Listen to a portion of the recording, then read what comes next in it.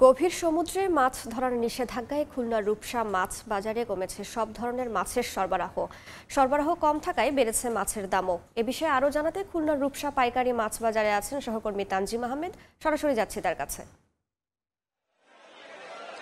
সমুদ্র ও সুন্দরবনে সব ধরনের মাছ আহরণে যে নিষেধাজ্ঞা চলছে, এর ফলে কিন্তু খুলনা অঞ্চলে মাছের যে স্বাভাবিক প্রাপ্যতা সেটি আসলে যে মাছের চাহিদা, সেই চাহিদা অনুযায়ী মাছ সরবরাহ হচ্ছে না। অর্থাৎ সমুদ্র এবং সুন্দরবনে মাছ আহরণ নদীতে নিষেধাজ্ঞা থাকার কারণে ঘের এবং পুকুরে যে মাছ এই অঞ্চলে চাষাবাদ হয় সেই মাছটি বেশি আসছে। এই যে রূপসা পাইকারি মাছ বাজার রয়েছে, সেখানে ভোরের আলো ফোটার পর থেকে কিন্তু আমরা এখানে আসলে এসেছি। সেখানে যে মাছ রয়েছে সেখানে আসলে মাছ বাজারটি সরগরম হয়ে উঠেছে ক্রেতা বিক্রেতার হাক ডাকে, কিন্তু প্রতিটি মাছের দাম আসলে স্বাভাবিক সময়ের তুলনায় বেশ বেশি বলতে হবে। অর্থাৎ বাজারে সবচেয়ে বেশি পাঙ্গাস মাছ আমরা দেখতে পেয়েছি, এরপরে অন্যান্য যে ধরনের তেলাপিয়া, ট্যাংরা, পার্শে সহ বিভিন্ন ধরনের যে পাবদা মাছ রয়েছে, সেই মাছগুলোর প্রতিটির দাম কিন্তু আসলে বেড়েছে বলতে হবে। অর্থাৎ দামগুলো যদি আমরা একটু জানাতে চাই সেক্ষেত্রে আসলে বলতে হবে পাঙ্গাস মাছ যে মাছটি 140 টাকা ছিল সেটি আসলে 180 থেকে 200 টাকা পর্যন্ত বিক্রি হচ্ছে। একই সাথে শিং মাছের কথা যদি বলতে চাই সেটি 380 থেকে 450 টাকা। মাগুর মাছ 120 টাকা থেকে বেড়ে 150 টাকা হয়েছে। পার্শে মাছ 480 থেকে বেড়ে 550।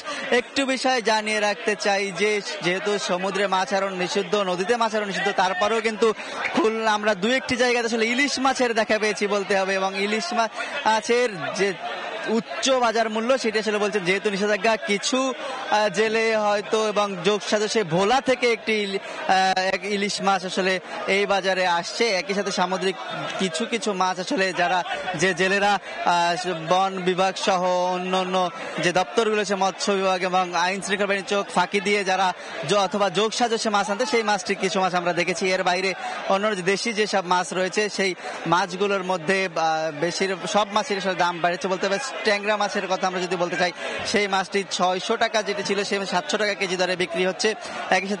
একই সাথে কিন্তু আসলে ট্যাংরার পাশাপাশি এই যে সাধারণ মানুষ রয়েছেন সবচেয়ে বেশি তারা তেলাপিয়া মাছের কথা সবসময় বলা হতো যে এটি কম দামি মাছ, পাঙ্গাস মাছ বলা হতো কম দামি মাছ।